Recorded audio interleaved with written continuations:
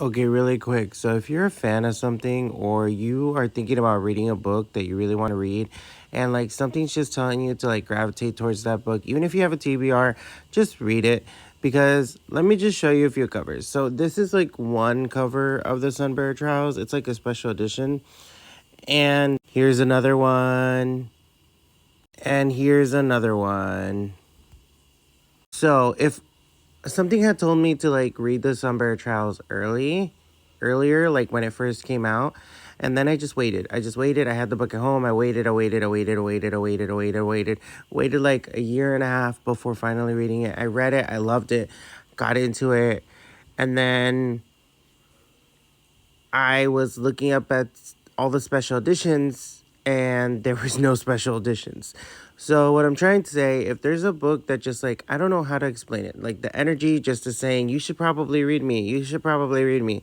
Just read it. It might be your new favorite book because I missed out on 3 different special editions and I have looked everywhere. And when I say like I keep looking every day for these different special editions or and just like reasonable prices too because some of these special editions I'm like I love this book but that's a lot.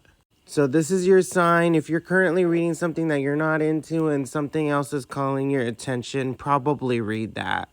I'm not saying read this book. I'm just saying if there's something that is, if there's one book on your shelf that's like, I need you to read me, do that. Because this book and Cemetery Boys were on my shelves and I kept looking at them and I kept putting them off. And then when I finished them, I was like, I should have read these earlier, and I knew that I should have just trusted my gut on this one. And there are a lot of books that I just go, I'm just gonna wait to read that one. And usually my gut is right about that too.